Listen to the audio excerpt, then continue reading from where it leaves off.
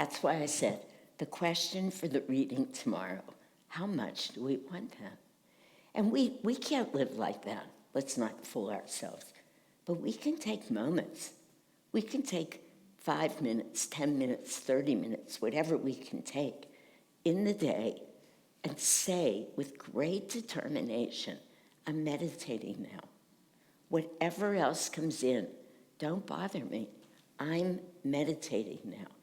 I'm calling on my beloved right now. This is why we seclude. This is why Master said, these are Master's words to us. Seclusion is the price of greatness. And I in no way feel that I'm great. That's not the other side of this.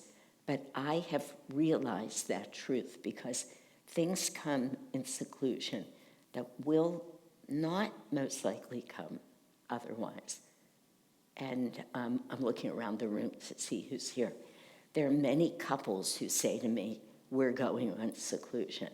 And I think to myself, that's not seclusion.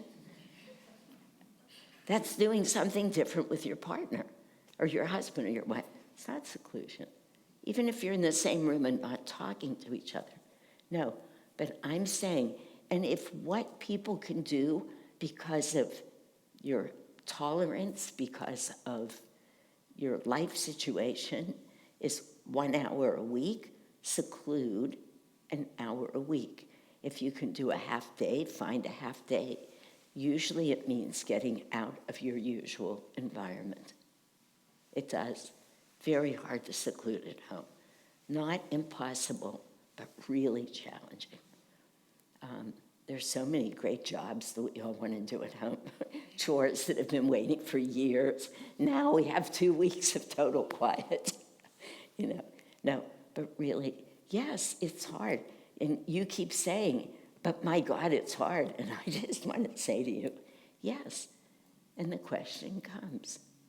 And, does it help when I tell these personal stories?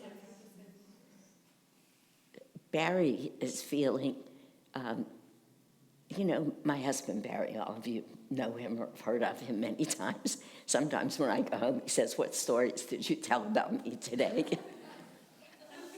Only I know he's not watching and he won't watch, so I always feel safe.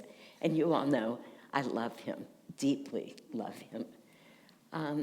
But he's not consciously on a spiritual path. So he doesn't think of things from a spiritual perspective. And he is a clinical psychologist, so he thinks of things that way. Anyway, for years now, he's been telling me he's worried about me.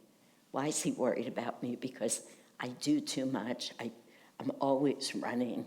I come in late. I'm tired. He has this list.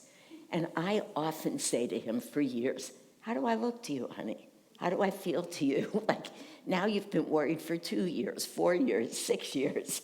Look, what are you worried about? But he worries. And he's getting older, and he needs more from me. So right now, he's more worried about me because I'm doing a lot. So a weekend comes, or a week like this. So I've been busy every day and night this past week. And this weekend, I'm here now. And we're leaving right from here to go out to Clayton, where we'll give a service. Then I'll come home late-ish. And then tomorrow morning, a few of us are driving out to Manteca to do it's a spiritual house call with friends who are a little isolated. And it's a big day, and I'll be gone much of the day. And this isn't just 1 week. This is my life. This is what I've been asked to do. So I'm telling you this because it's like a mother who has to go to work and leave her baby. So when she's at work, she's thinking about the baby. When she's with the baby, she's thinking about work. It's true. She's laughing because she's right in the middle of it right now. And it is often more true for women. It's just, that's the truth. But it's a pain. It's a pain. And I live with this now. I always feel I wish I could be home with Barry and Max, if I'm honest, because Max sits like this. As soon as I say this to him, in any room in the house, Max, honey, I have to go to work now. And he looks at me and he goes like this. I have to make sure I wasn't. Am I on a mic? Yeah. He goes.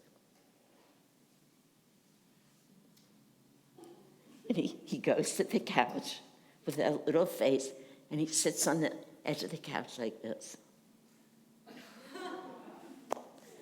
And he sits there often until I come home. And Barry's sitting in the next room doing that in his own way.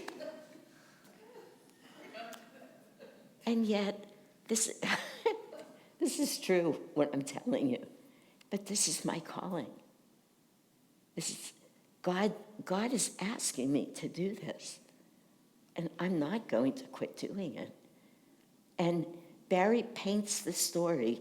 He gave me the talk last night, and he said, I'm not criticizing you.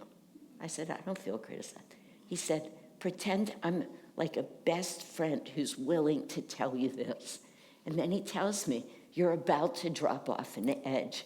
But he's been telling me this for a long time. And it is true, it's time to change my life in certain ways, but not the way he thinks. I'm not going to do less to be home with them. I have to find the next way to serve God. And it's not, I'll never quit doing this or giving Sunday services but some of the things I'm doing right now, it's time to let go of them.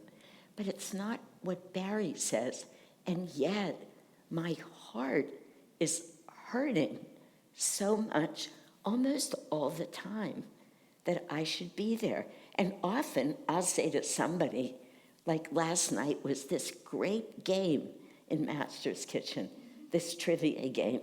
And David James really wanted me to be there. He really did. And Lakshmi and I had cooked the meal last night. I had first shopped for the whole meal. Plus, I had 3 meetings in the morning with people from the temple, and I went to my gym. And then I did all this shopping, and then we did all this cooking. Then it's 7 o'clock.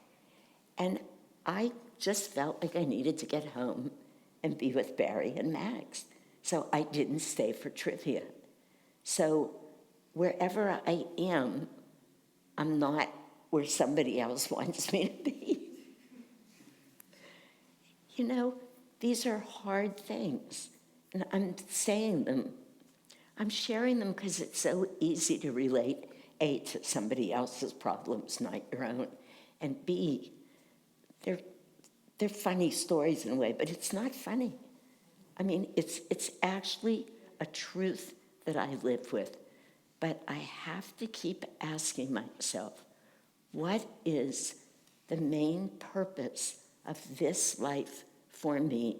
And any of you who know me know I'm really doing a very good job of loving and serving Barry and Max, but not as much as they want. They never want me to be gone, ever. And in Barry's mind, that turns to, I'm just worried about you. Every time you leave, I'm worried about you. And I can't say to him, stop the worry. I mean, something's going to happen or it's not. Just sort of an interesting thing. But we're up against it. How much do we want God? How much? All the time.